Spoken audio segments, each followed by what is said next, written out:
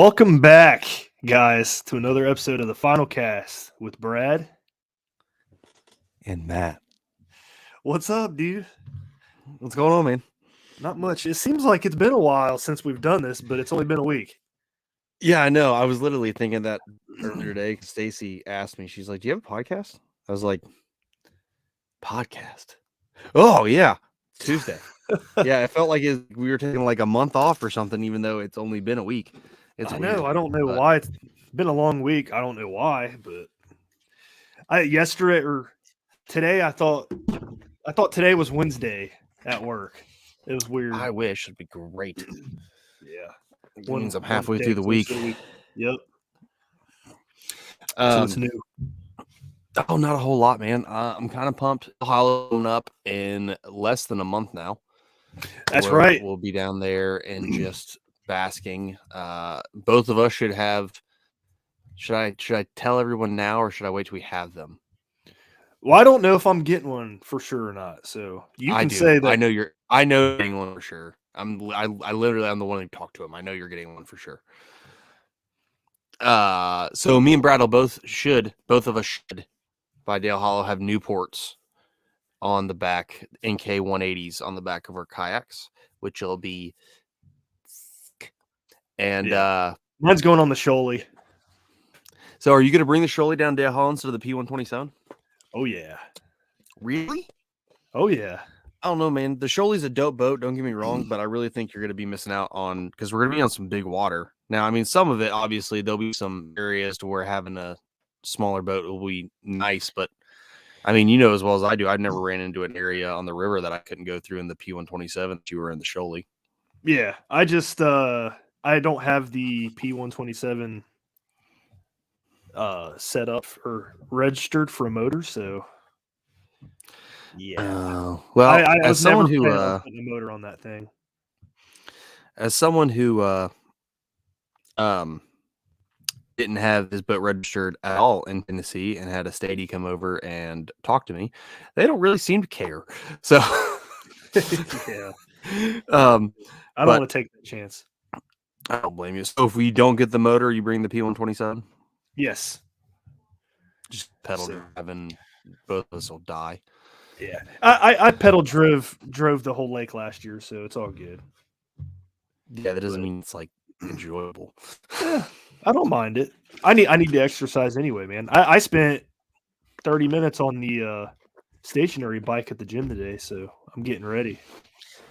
Stationary bike is fantastic for you, for the simple fact that, you know, it's better for your knees, better for your hips than being on the treadmill. Everyone out there, little tid from Fatty Matty, who used to be in really good shape. But yeah, so I mean, I haven't decided, because with the P127, I really don't have to set it up with foot steering, because I can just use rudder. Worst case. Yeah, I mean, I just do that. So I mean, it's an easy install because I literally just have to put it in there and then wham bam, I'm done. But I don't know, man. I was kind of thinking it'd be kind of cool just to pedal around everywhere, because it might force me to slow down. Yeah, you know what I mean. Mm-hmm. Yeah, so, I get that. But it is what it is. An option. And I'll be the guinea pig. Another thing, everyone out there, if you have a P127, stay tuned for the next couple of weeks, because I just ordered today and they've already shipped the 2-inch risers from 3D Yaks. So it's going to kick the seat up 2 more inches, which I think is going to be sick. Hopefully it doesn't throw off the pedaling too much. Only thing I'm worried about. I think you'll like it. You'll probably actually want to go up even more, I'm guessing. I'll just get another 2-inch and get some longer T-bolts and have 4 inches of rise. I'll basically just be standing. Well, before me and Matt just talk forever, we better get into the show. So this show is brought to you by Nikko baits, next generation soft plastic baits, better than Elastec. I've used them, so I can say that. And DarkHorse Tackle, the best baits you've never heard of. Subscription box, use Paddle20 to save 20% off your first monthly box. First box, monthly box. Do not use the prepaid. Yeah. I was making sure you said that, because like for a long time we never said it, and then people message us and be like, "Hey, you liars!" Like, dude, I promise I did. It's all good. But yeah, use the month-to-month subscription for that code paddle20 at darkhorsetackle.com. So with that said, our show tonight is a cool one. Me and Matt have been looking forward to this one since we saw this product at the Columbus Fishing Expo here in Ohio back in February, I think. And yeah, so we're bringing on Mark Glade from Finman. Welcome to the show, Mark. Hey, thanks for having me. Heck yeah. Yeah. Mark, so for everyone out there who's not familiar with Finman, sorry, Brad, didn't mean to cut you off, but you're too slow for me. Tell everyone who you are, what you're about, what Finman's about. Give us a whole quick down background. All right, so I'm Mark Glade. I'm CEO of Finman. What we make is this little guy right here. It's a rod-mounted line cutter and hook keeper. It's got a snipper and a slicer in it, and then a couple different versions of hook keeps. Line guard on the front. So that's what we're all about, is rod-mounted line management. I'm Mark. I have an engineering background. I partnered with the original inventor of Finman about a year ago, and he had came up with the original idea and started getting the ball rolling, had some prototypes and some small batch production going. I came in with my manufacturing background, and we've kind of turned it on from there, and now we are here just about a year later officially, but we've been working on it for a few months before then. So yeah, it's our first product, but we're all about making tools that anglers love to use while they're out on the water.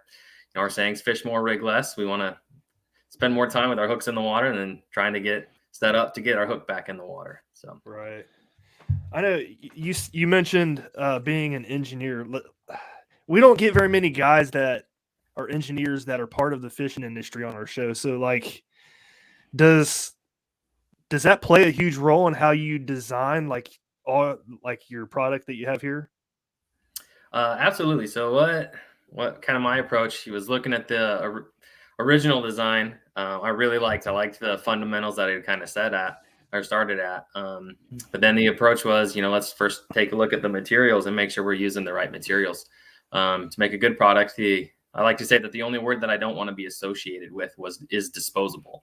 I don't want something that's only going to last someone a season or a partial season or even 2 seasons. I want to be something that people use for years.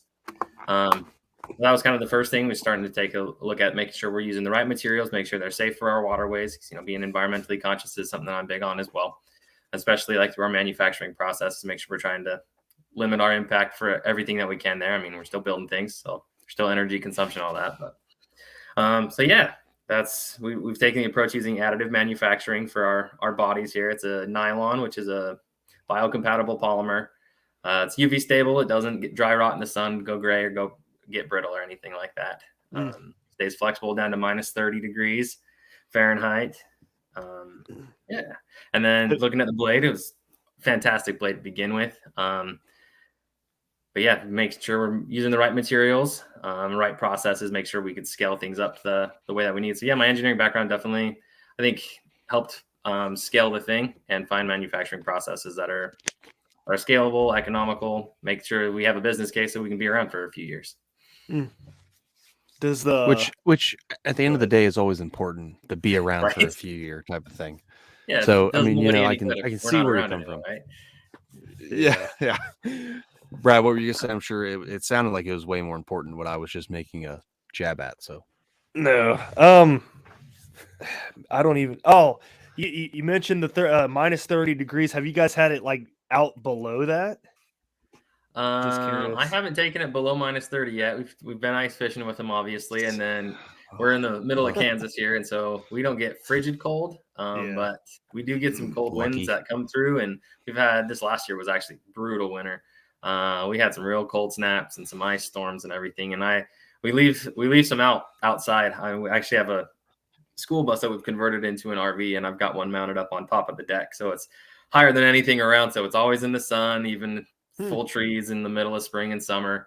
Yeah, so that it's always out in the sun and ice, and I go up there and I pry on it and make sure everything's still holding up good. And that's kind of one of my unofficial tests of longevity and UV exposure. I mean, it's easy, but it's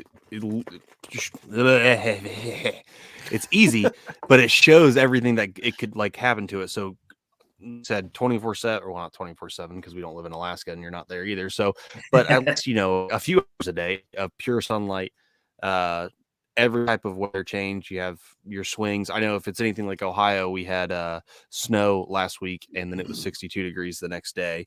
So I know that can play havoc with some plastics with such crazy weather changes. Well, One thing I wanted to get kayaks. in. Well, yeah, it does with Yeah. kayak, especially when it gets hot or cold and then super hot and your boat's outside. Then it does weird stuff like your hull looks like you got hit with a sledgehammer. Yeah. One thing I wanted to just start off by asking, you said you came in with the original inventor of Finman. Kind of when you think about this space in the industry, not a whole lot out there when it comes to line management or hook management for your rods. Like you have your standards, like I've got probably down here, I don't count anymore because it makes my wallet hurt, but I probably have 20 to 30 rods sitting down here and they all have a different type of hook keeper on them. 98% of them suck. I don't like any of them, to be honest. Yeah. Like they do the job, but they're always in the wrong space. They're try to too make short. them so pretty that they don't work. They're too short or they're too big. So kind of, what kind of drew this space to kind of change it? Because this is, Finman is kind of a space changer because there's nothing else really like it. So yeah. So I didn't grow up day-to-day fishing. And so I kind of came with fresh eyes, getting into things. When my kids were young, I'd gone out fishing a couple of times as a kid, but it wasn't anything I was passionate about, But then, out in Kansas, middle of nowhere, there's not a ton to do. So I started getting into fishing more and more. And I was like, this is fun, getting out with the kids and everything. And they don't put hook keepers on kids' rods, like ever. Drives me nuts. And so those kid rods, they tangle everything together. Fishing rods are the only thing that defy statistics because 100% of the time they will tangle everything around, right? Yeah. Drives me nuts, especially if you don't have a hook keep on them. And so that was something that was frustrating me. And then my kid, my 10-year-old, bless his heart, starting to change his own tackle and everything. So he came and he got my snips from me and he quickly ran back around the little pond we were fishing. And sure enough, about 3 minutes later, I wanted to change out what I was throwing. I didn't have my snips on me anymore. So I was like, curse that child. And that started getting me thinking like, okay, how does this problem can be solved differently? And so that's kind of what got me thinking of like, this needs to be solved on the rod. So then I kind of started looking around because although I love to reinvent the wheel over and over again in my life, I decided to actually start looking for products this time. And so that's when I came across Finman and I was like, this is a pretty neat idea. And then I kind of was watching them for a little bit and they were kind of in and out of stock. And I was like, okay, what's going on here? So I ended up getting in touch with Gage, the original inventor, and kind of got to know him some. And I was like, hey man, what's going on? I kind of have a manufacturing engineering background. And he's like, well, he's awesome guy. Young kid, just graduated college and was doing the full-time job thing now. And he didn't really have the time and energy to put full focus on this anymore. And so that's kind of where I kind of came into the picture, was right about that same time frame. It's about perfect. So then kind of looking at his design, I got some of the original ones and they worked really well. There's a couple of design tweaks that I felt like could be made. One to make them a little, be able to manufacture them a little easier and with the assembly process. And then also usability on them. And so we made a couple design tweaks there and kind of moved forward from that. But that was kind of what got me into this space was, my kids' rods getting everything tangled up, not having hook keeps on them. And then the only thing that's consistent from tackle change to tackle change is you have a rod, right? You might be standing on a different part of your boat. You're a different part of the shoreline that you've been walking down, So the only thing that's consistent is the rod. So I was like, this problem really can be and should be solved rod mounted. And so you start putting a knife on a fishing rod, there's just some certain cautions and precautions you need to take doing that, right? Yeah.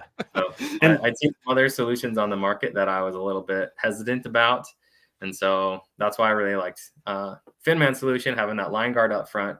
You never accidentally can get that line near those cutting edges until you're ready to make that tackle change. So, and I think it's a cool concept, especially for kayak anglers, because I don't know if you're familiar with kayaks or not, but you got limited deck space compared to Absolutely. like So I got into kayak fishing pretty quick and heavy right out of the gate. And then COVID hit and the prices of everything went up, and I actually flipped my kayak for pretty good profit. Oh yeah. And then haven't bought back into the kayak market yet, but I absolutely love kayak fishing. So. Yeah. So like limited deck space and limited space in general. There's snips on the market that hang off your vest, and sometimes that's not as safe. So a product like this, it kind of like hits a little bit of everything there. Yeah, you know what I say it's safe, and the thing I found with those snips is, like, I have them on my PFD, Brad. I know you have. I think you have a spare that I thought I didn't have, and I found them on another pair. I was like, "Yeah, do you want them? I don't want them." So we both have the same snips that hang off our PFD, and that retractable line can sometimes be a pain in the butt. For the simple fact, like, I'm trying to do stuff, and after you use it a couple times, the line won't retract by itself anymore. Yeah, and now I'm doing weird stuff, and it's just frustrating and annoying. So yeah, I mean, this is a awesome way. Yeah, it's definitely a different approach to solving that problem. That's a problem for everybody, and there's different solutions, and different solutions fit different people, and so that's kind of the approach we've taken. Yeah, we really like the rod mounted solution. It's always with you, like I said. And then, like you were kind of talking about the hook keep side of things, and the 98% of those hook keepers just drive you nuts, right? That was I'd say the number one thing that surprised me once we started doing shows and expos, trade shows and stuff, was the number of people that were like, the hook keeper by itself is just awesome. Like, I couldn't believe the frustration in the hook keeper market. Like, I knew I had my frustrations, but I didn't think that was like industry wide by any means. Oh yeah. Yeah, that's the funny. number of people that talk about hook keeps being in the wrong spot, or the wrong style. If you've got the open hook keep or the closed hook keep, and you always want the other one and everything like that. So. Yep. That's funny. I never realized that either. Yeah, it's probably the number one. Well, besides the number one thing that we have heard from people at shows was the hook keep and the convenience factor. The number one thing is definitely why didn't I think of this? That's my favorite feedback from comment from people. It's like, it's so simple, but you executed it really well. Yep. So it's kind of been fun to hear that. But yeah, the hook keep's been a really big deal. Just, it's got a nice big open hook keep back here in the tail, and so you can stow big old setups with big old hooks. Goes on just fine. Holds them nice and tight. I can bend this rod all the way over, and it doesn't start sliding up and down the rod. We use these attachment bands. I don't know if you can see that at all. Attachment bands to put them on, so everything's all non-marring. Even the bands are UV stable, and they'll stay flexible down to -30 as well. Crazy tough. My biggest thing with the bands is that's what's holding it onto the rod. If those fail, then it doesn't matter how good of a blade I made you, it's gone, right? So those bands are just as important to me as that blade is. It's part of the tool. So those bands, do they come in different sizes, or does it? So actually, let me show you what they look like when you get one in the mail. So we've actually have two different packagings depending on if you're buying them in a store. You get kind of the retail packaging set up, or if you order online from us, this is how it shows up. It shows up in a little baggie. The reason we do the baggie when we're mailing is this is actually a little more waterproof than this retail packaging, but they both have all the same information on it. This saves a little bit on shipping, as well as it's more water resistant, being inside of that little baggie. Yeah, inside of here, it comes with 3 different size attachment bands. So there's 2 of each size, so 6 total. Fits rods 1/4 inch to 3/4 inch in diameter. Like I said, they're UV stable, so they're not going to dry rot and crack and fall off or anything like that. So I know there's some other aftermarket hook keeps and things that mount this similar way, but they don't use the right O-rings. They're not starting with the right material. They started with the economics of things. They didn't start with the right material for the right job first, in my opinion. Yeah, I know. Being in the construction industry, I know that O-rings, they disintegrate and all that stuff, and like in little tiny, like plumbing fixtures and stuff like that. So, and those never see sunlight ever, and so it's usually not a design criteria, and so that's why O-rings are made with the materials they are. They're not meant to be exposed to sunlight, and so. It took a lot of energy and research to get settled in onto the right bands that are going to last for a long time. Huh. That's cool. I can definitely see that because I've bought like from Amazon, like as annoying as it is and pains me to say this, if you never listen to the show and you don't know me, I'm a mega bass fangirl, and their rods, while they're $500 a pop, they do not come with a hook keeper at all. Yeah, that's weird. So I know it makes no sense. You know why that is? I've actually talked with a number of rod manufacturers, and this is one of my favorite little insights I've seen. Enlighten the me. hook keeper is the largest debate during a rod design. They can, if they're going to build a chatterbait rod, they know the action, they know the weight they want. They can settle in on the length. The eyelets, usually they can get settled on them pretty quick. The grip style, all of that. But man, they say when it comes to the hook keeper, that's like, no one wants to even bring that topic up until like the rest of the rod is done, because they just know it's going to just fists are going to get thrown. And That's so funny. I've heard that a lot of the times when rods come out without keepers, it's because they could just never come to an agreement. So they just say, ship it without then. Huh. That's interesting. Well, yeah, they ship it without, and then I buy, like, you get the pack. You can get them on Amazon for like $20. You get 4 of them, the little flip ups. And I've had O-rings after a season just disintegrate off my rod. Oh, I'm impressed. So, I mean, you made it a season on a lot of those. You must store your rods inside and take care of your stuff. I do, and store. Yeah, my rods and stuff. I do, because they're all expensive, and my wife doesn't let me buy more. So, well, when she knows about it, she doesn't listen to the show, so I can say stuff. But yeah, I mean, I think it focusing on the O-ring first. That's what somebody might not think about, but it goes a long way of making a sustainable product, especially in this environment that we're fishing in and using them in. So, yeah, agree with that. So speaking of keepers, hook keepers, I could not think of the word for a second. Speaking of hook keepers and rods without hook keepers and everything like that, adding one of these Finman hook keepers, does that throw off the balance on a rod at all? No. So total weight on Finman and the 2 largest bands. I'm sorry, I'm unpackaging one right here. The total weight is 4 grams, or about 0.1 ounces. It weighs, without the bands, it weighs about as much as a penny does. So with the bands, it's slightly over a penny. It's about 2/3 of a quarter, to kind of put that into context. Doesn't weigh hardly anything, because that's exactly one thing we didn't want, was that to throw off the weight and balance of those nice rods that people are buying. A lot of engineering and thought and experience goes into building good rods. So we didn't want to interfere with that. And that's why we like to keep the mounting location for Finman as close to the center of gravity where the rod is already. I'm going to poke a hole in my ceiling. We like to keep it down right next to that reel. So it doesn't weigh very much at all. But what a lot of guys actually, I've gotten feedback from like the really finesse anglers, they actually will use it as like a micro slide weight to like tune in the balance of the rod, so they can balance their rod right on the finger, so they can start to feel that. It's just like the slide scales that we used to use in chemistry class, Yep. Yeah. Maybe you guys aren't that old. I don't know. No, I remember them. I remember. Actually, you can micro adjust this thing. So now you can put your hook keeper where you want it, right? And so they'll actually use it as a little micro balance weight. That's cool. And I was like, I never even would have thought that. That's been the coolest part about going to shows, is actually talking to people and previous customers and everything, current customers, and hearing their feedback on it, and the use cases they put them in, and the problems that it solved for them that I hadn't even thought of yet. Yeah. That's definitely been the coolest part of going to shows and everything, is meeting people and talking to people. So that was actually running through my head when we were sitting here talking about it. I was like, I wonder if you can slide it up and down the rod to find that perfect sweet spot to make that balanced.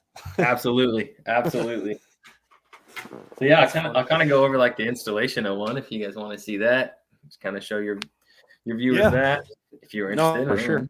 Super easy. So Finman, it's got these band channels. I don't know why I'm trying to show you on the camera. No, you can. I can put you full screen. There we go.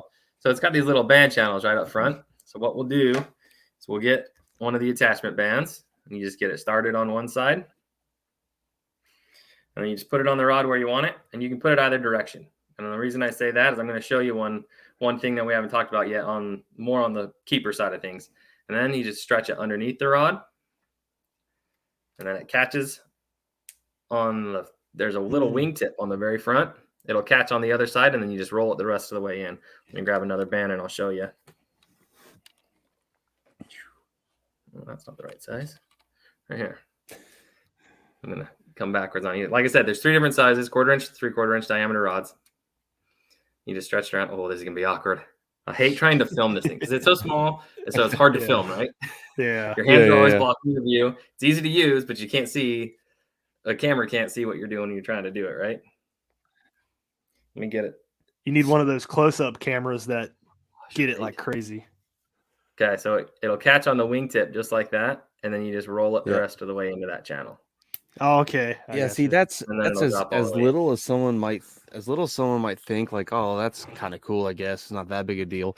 If anybody's ever tried to put a hook keeper on with O-rings, that's a huge deal because they suck. It's so hard to put them on. So having a little wingtip to grab it to where you can just roll it right in, that sells it for me right there. Got to be easy. And if you notice, we didn't take anything off the rod. We didn't pull our reel off. We didn't have to restring it. We didn't have to stretch anything over any eyelets. So, I mean, all in, what did that take me? Struggling, trying to show you guys. 30, 45 seconds? Yeah. Most. So when it comes to mounting locations, what we always recommend is trying to keep it close to the reel, so we're not throwing off the balance of the rod if that's something that you're passionate about. And we always put it on the opposite side that the line's going down the rod. So on a casting reel, it kind of goes on the bottom. And then on a spinning reel, which I'll show you in a minute, goes up on top. 2 reasons, though. One, keeps the line away from it keeps the line away from it, so it's not a tangle point for you. And then the reel's the heaviest part of the rod. So when you go to use the tool, gravity is going to roll it over. So now you're not fighting gravity while you're trying to use it. You're not trying to hold and balance anything. So gravity is going to hold it upside down for you. So the tool is now right up on top for you to use. That makes sense. Like I said, it's got a nipper on it and that slicing blade back here in the middle. Cuts monofluoro and braid. We haven't mentioned that yet. But why I might turn it around and put that line guard towards the tip of the rod. So you can actually use this line guard as a hook keeper as well. So if you've got something that's Texas rigged, you got that hook in the plastic. I like to, when I set Texas rigged on these type of wacky craws and stuff that are ribbed, I'll put that hook up all the way through the main body, but I won't take it through the ribs because then it stays weedless really well for me. But then it's just enough for it to pull through on those ribs, set the hook on them. But if I pull this out of the plastic, I can maybe get that back on there 2 or 3 more times. And so if I'm walking down the bank to try to go to a different spot and I got all my hands full, I don't want you want to stow your hook. So historically, if you've got a close keeper like this rod has back here, you'd have to pull the plastic off so then you can stow your hook. Now, all you have to do is you can just click it down past that line guard. And now I can stow my hook without having to pull the plastic off. So then I can walk down the bank and I just unclick it and I'm back to fishing. Let the fish ruin the plastics. Don't ruin it yourself trying to stow your hook, right? Yeah. Yeah, I remember you showing us that. Yeah, I remember you showing us that at the show with not with drop shot. You showed something cool with drop shots too, which I'm sure you're going to get to. But you showed it with that, and I was like, yeah, that makes total sense. Same type of thing. Here's my drop shot weight. This is my little trout rod. Here it is on a spinning reel.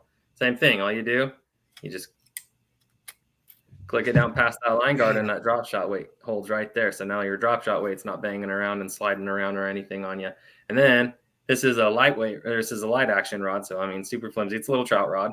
If this line flexes down and that line goes slack, now it's not falling off an open hook keeper. Once it springs back, it goes right back into place. That's nice. That was the big thing that I liked about it when I saw it at the expo was the drop shot thing, because there's not really a good product out there that and we learned that from a customer. They sent me a picture of it and they're like, dude, this is my favorite thing about this thing. I can stow my drop shot weight. And I was like, what? I never know what to do with the weight. It was awesome. That is awesome. It used to, the easiest way I did it is I take a rubber band, but after a while I'd keep looking at it and be like, man, this is super functional, but I hate how I have a rubber band on a $500 rod.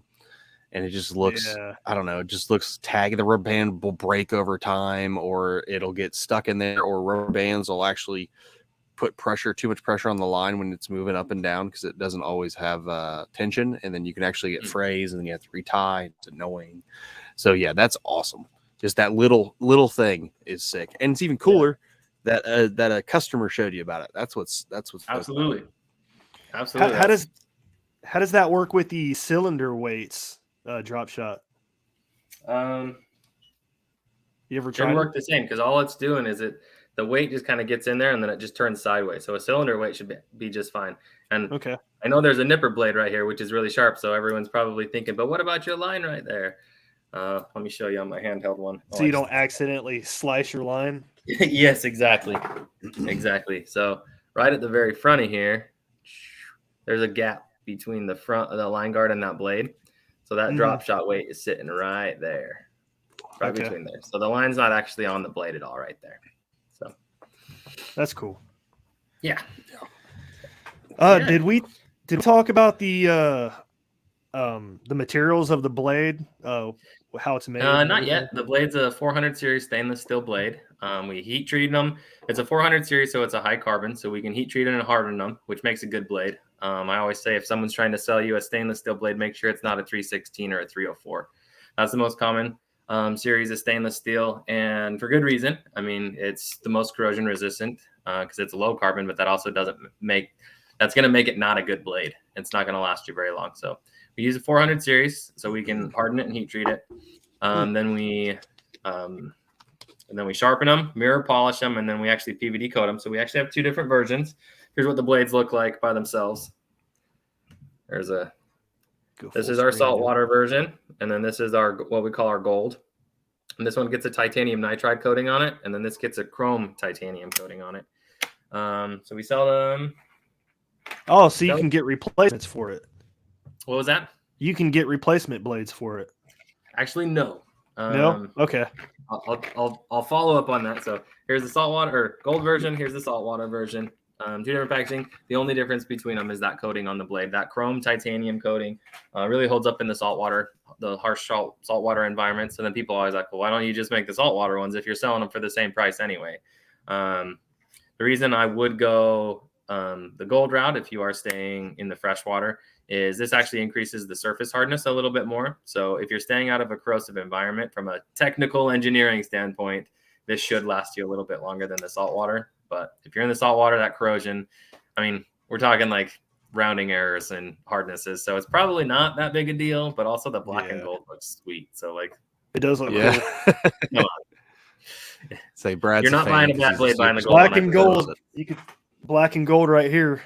Black and gold. We're right in Wichita, so black and gold hits true with our Wichita State Shockers. Nice.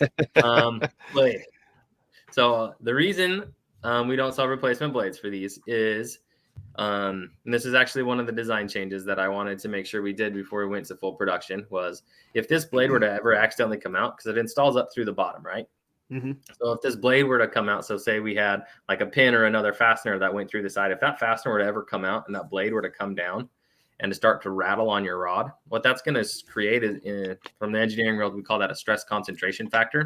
And with a fiberglass rod, when you have a stress concentration point, that's where a fracture is going to start, and then it's going to propagate from there.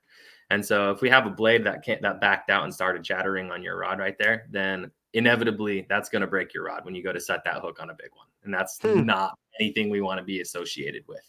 Yeah, so what we've done is when that blade goes in, there's actually an internal locking mechanism. So when that blade goes in, it goes click, and this blade can't come back out unless you break this body all the way apart. Okay. And so that was, I mean, it was a hard decision to make, because like I said, I don't want to be a disposable product. And so if we were going to make a permanently fixtured blade, that means I needed to make you guys a really good blade so it holds up and it lasts. Right. And it's funny you mentioned from the show. Brad's probably getting ready to say the same thing I did. I can say the show.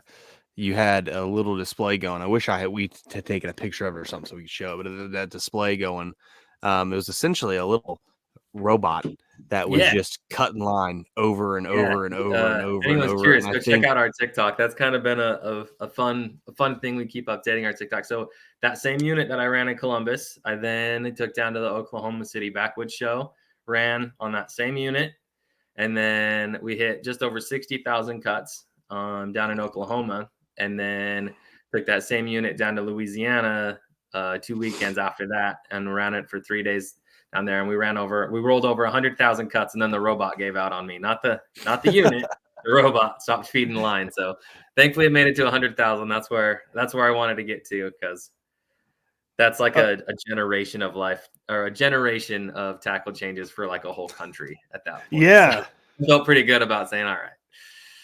Yeah, Not that we're done it with probably it. has. here you go. Let's see if this will show. Matt, I can pull it up on the screen right here. Yeah, That'd be pull way it up better. on the screen because it's yeah. The camera's It won't great be. until anything gets close to it, and the light's like, no, you don't need to see anything. It's fine. Then you start to get the rollings, the update Oh rate. yeah, The cameras. it's great. You gotta love it. Let's see Yep. when he pulls this up. No, I that just little thought it robot's was really fun. that's We're on V2 of that robot. The first one we did was for a show in Kansas City, and the robot gave me a lot of grief, but it drew a lot of attention at the show, and I genuinely was curious because that was one of the driving forces behind making that snipping robot was people like, well, how long does it last? And I'd say, I don't know, I haven't worn one out yet, and so then my goal was, okay, let's try to wear one of these things out. That's exactly what I asked when we first started talking. Me and Brad were looking at that. You were talking to a customer, and I was looking at this robot, and I was like, I wonder how many of these things have gone through here.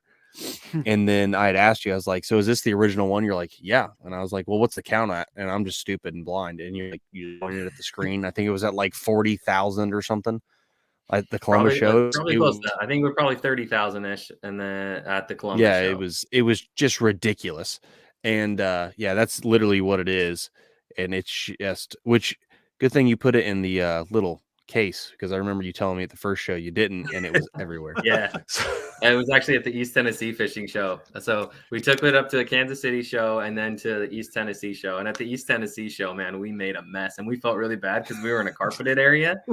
And oh my gosh, did we make a mess. And I was like, you know what? I brought a vacuum. We're going to clean up really good. It's going to be fine.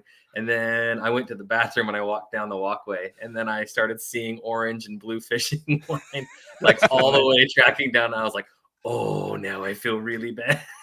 It's getting tracked all over this building now. So yeah, I was like, all right, so V2 of the robot needs to happen. So I know you have a newer video than that that showed you guys reached 100,000 snips. Yeah, and that's on the same Finman. Unit. Yep, same unit. It's insane. So yeah, and it probably has a lot more life in it too. If it didn't die at 100,000 snips. Yep. I haven't given up on that unit at all. Like I said, I need to fix the robot itself. It stopped feeding line at like 104,000, I think, is when it died. So I mean, that robot was a trooper. It made it to 100,000, but then it was like, I think I'm done now. So, yeah, I'm giving up the ghost. I just realized 3D printer parts to extrude that line through there, and it needs a complete redesign. It's pushing fish in the 40-pound mono, which is like 28 thousandths of an inch thick, and all those parts and everything were meant to feed 1.75 millimeter filament through. So that's the part that's getting me grief. But pushing fishing line is not an easy task, by the way. That was a whole engineering effort right there. Oops. Yeah. So I just noticed something here. Yep. The shape of this looks like a fish. Is that intentional? Yes, sir. Yes, sir. I didn't notice that until just now. Here, we've got the tail back here. And then that front lip's kind of like a salmon or a piranha type look, but that's cool. Function had to come along with form, so we had to extend that lip up farther to make it a functional line guard. But absolutely, we're big on making things look nice as well as functioning nice. That's cool. It's want to be something that's exciting to look at, right?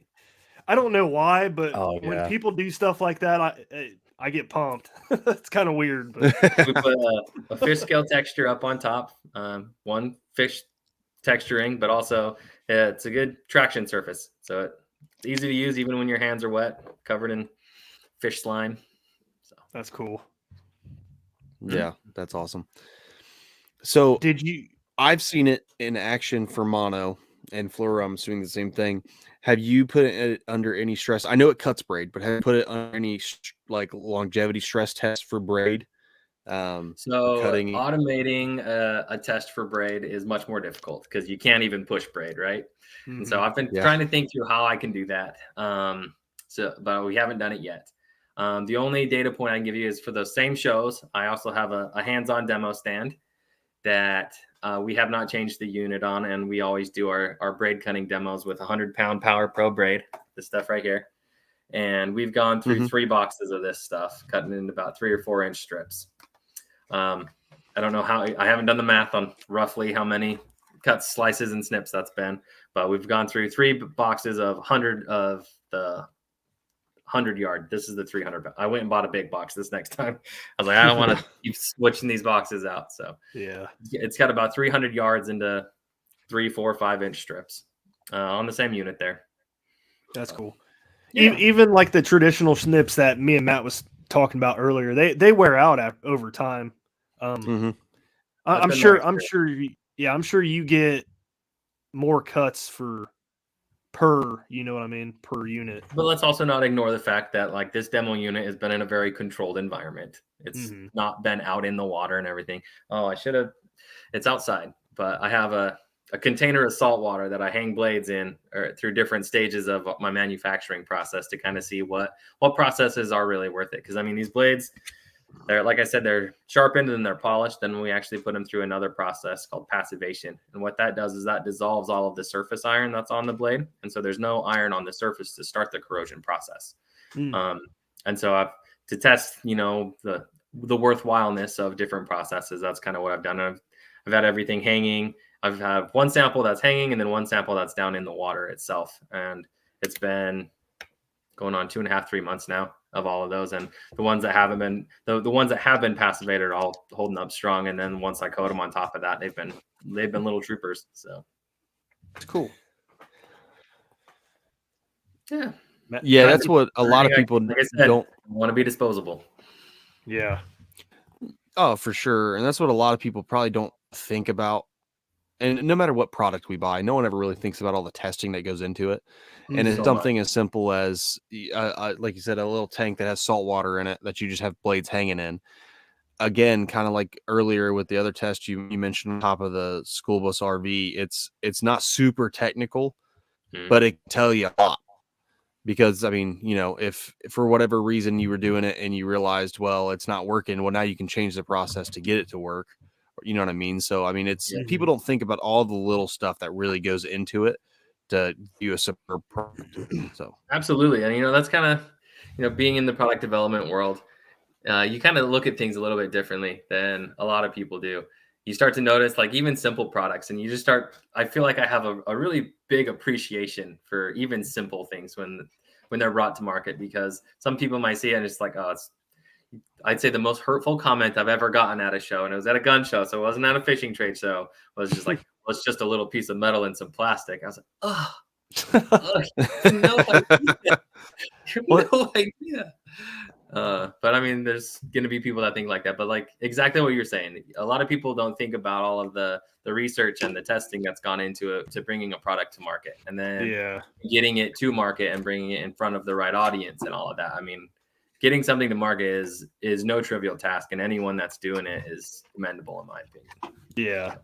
If you're a manufacturer of anything out there, good on you guys. And even though it's plastic and metal, like people like that guy was saying, like that's not even what it's about. It's about the functionality of the product more than anything. So. Absolutely. It's whether you can see the human effort that went into that product through the design, the testing, the manufacturing, especially, and all the processing.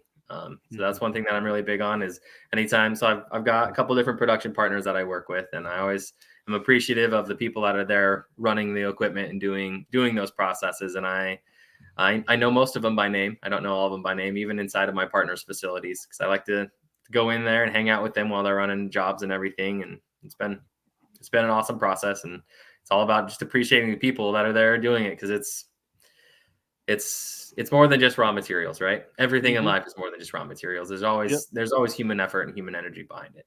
Yep. And that often gets overlooked. 100%. You can say that about any product too. So I mean, every product, says that. Not any product, it's every product. Yeah. Yeah, Brad, get it right. Yeah. I'm trying, man. Slowly but surely. What was there was something else I wanted to ask. Brad, can you pull that link back up for the actual website? I kind of wanted to go through in a little bit more detail, because you kind of the product. Yeah. If you can, and blow it up and kind of go through exactly, we didn't really get a full breakdown of it. So people can see, because there's more than just, like a line cutter in there. I mean, how it's designed and things like that. So there's actually some things that aren't even on that image there that could talk about as well if we wanted to. Is it on a different page here? No, I don't. There's some things that, I mean, so now you're getting into the marketing world, right? Because now it's like, how much information do you put in front of someone before they go, that's too much information, and they don't want to look at it anymore? So then it's a balance, right? But showing them all the neat things, like there, all we say is a line guard on the front. We don't talk about how that can stow your drop shot weight or stow your Texas rig setups. His eye right there is actually another little hidden gem. We use that eye as what we call our knot assist. So that can hold your hook while you're tying your knot. And then it's also a really secure anchor point to pull your knots tight against. Well, especially if you're throwing like little crappie jig heads and stuff where you got those little hooks. It's always a problem trying to hold the little hook and pull the knot down tight. What you do, just slide it right through his eye. This is going to be much too big of a hook. Possibly.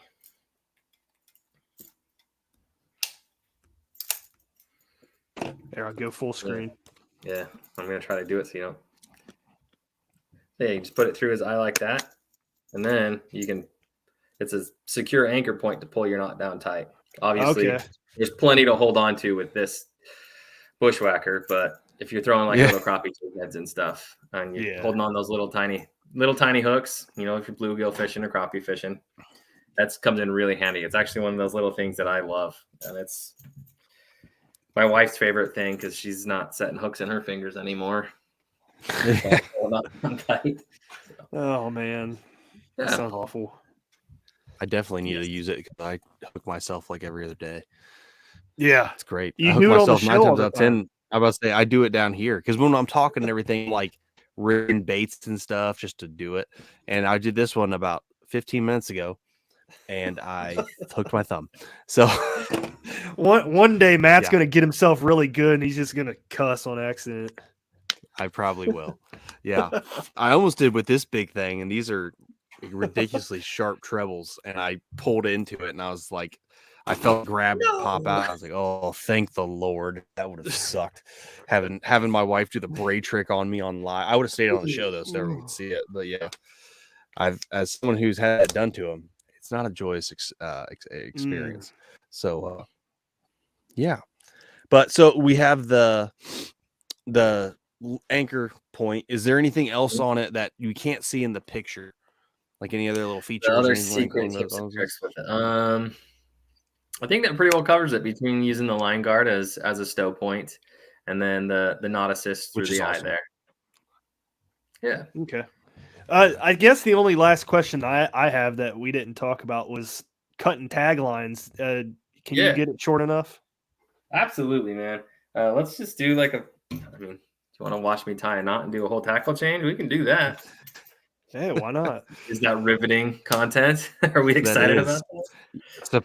Surprisingly, I tell you what, dude, guys love this. Yeah. Okay, so on the rod.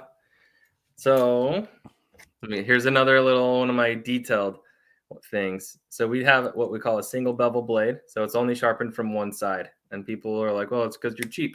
It's actually not because we're cheap. It's actually because you can get a closer cut with a single bevel blade than you can with a double bevel blade for our setup. So that's why we went with a single bevel blade. And it proved to be the best for functionality as well. So there's some intellectual property for everybody. So I'm coming in from his left-hand side because that's the side that has the vertical part of the blade. You're not going to be able to see how to do any of this. Filming this stuff is absolutely difficult. If anyone is like, I am a photographer and a videographer, and I know how to, please reach out to me. Please. Yeah. So yeah, you can get so close that you can take the knot straight off. So you just push down. I took the knot straight off of this. A lot of times, this time, the knot's still actually on my main line. Oh, geez, that's crazy. So then you can pluck the rest of your knot off. And then this is the exciting part, watching me tie a knot. Which knot are you tying? I don't even know the name of it. I usually go with the Palomar, especially if I'm throwing braid, but I like this one. I think it's called like a modified clinch knot. But you go through the eyelet twice. Through the eyelet twice, and then it's the normal clinch knot, but you come back through both of them. Mm-hmm. I like that a lot for my lighter monos and fluoros. Yeah, I get the lazy. Name right? I just do a Palomar for everything. It's not polymer. It's either That's all it is. That's all I do. That and the Alberto knot for leaders. If I tie any other knots, I've learned something, but I don't plan on learning anything. So Okay, so I haven't pulled this knot down yet. Here's just an example. Again, I wouldn't do that with this because there's just so much to hold on to that's not going to poke me. But yeah, you need more line. But now it's just a secure place. I can pull that knot all the way down. Oh, that's awesome. Yeah, I can see that with Ned rigs, that would be so nice. Yes, Not having absolutely. to fumble with it. And yeah, the knot's pulled all the way down. We've got tag end right here. And then again, same thing. What I like to do is if the jig head will allow it, or whatever you're throwing will allow, I'll roll the knot so then the tag line's sticking straight up. Put it in front of my hair so you can see it better. Dang white backgrounds. But then if I have a black background, you can't see Finman at all. yeah. So hard to film. Then you just get it up in there. Same thing with popping the knot right off. You just get it nice and close and just pops it right off. That's awesome. No more tag end left. Yeah. Very cool. The whole tackle change. I never had to go find the right cup holder. I had the snips in it right then or anything like that. Braid snips just as well. The only thing with braid is it doesn't pop like mono. Right. This is 40-pound mono right here. When you go to use the snipper, it'll just like pop. The braid doesn't pop like that, obviously. So this is that 100-pound braid. So since it doesn't pop, you got to do that little pop for it. And so all I tell people is you put pressure down on the head, and then you just give it a little pop itself. Oh, okay. Probably didn't even see the tag end drop. You just give it a little pop. You can't see it. I don't know why I tried. It's okay. It's almost like with the braid. That's that. Now, is the nipper at the back single beveled as well? Yeah. Is it a single side? Okay, so it's almost like with the braid, like with the mono, it's cutting straight through the mono because mono's a little bit. The engineering standpoint, it has a different fracture mechanic to it, and so once it starts that fracture, it'll fracture all the way through, and that's why it pops all the way off. With braid, you've got multiple strands, and so each one has to get cut through, so it doesn't just like explode off. Yeah, so you're cutting through all of them, and then you just pull away what's already been cut. So what you just did is what I don't recommend. So you don't pull away, you go up or down the rod. You'll get a cleaner cut. There we go. Go up or down the rod. You don't go away from the rod. Makes sense. Going away from the rod leaves bad results. Going up and down the rod leads good results, right? Like that makes sense because you're going up or down. No one's gonna laugh at that. Come on. Goodness. I don't know. I'll be honest, man. It's like I was trying to, you said go up and down the road, and then I was thinking, oh yeah, because I'm going with the blade and I'm not pulling against the blade. And it's exactly just in case, because with braid, like you said, I mean, they're strands. And I like to tell people if they ever ask what's the difference between monofilament and braid, I usually tell them, well, think of mono as something it has stretch, but it's not super flexible.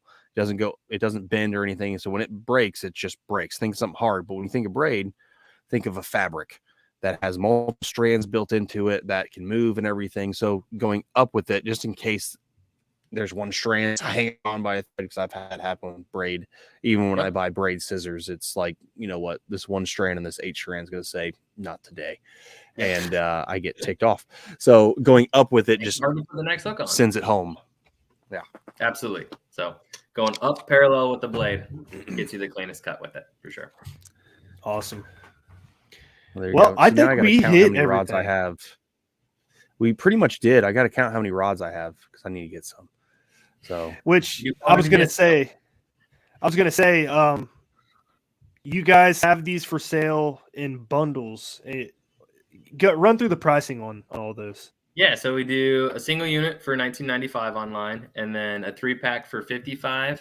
That's our sell price. And then a 5-pack for $85, and then a 10-pack for $160. There you go. So, absolutely. Yeah. Free shipping over $50 as well. Yeah. There you go. I like that.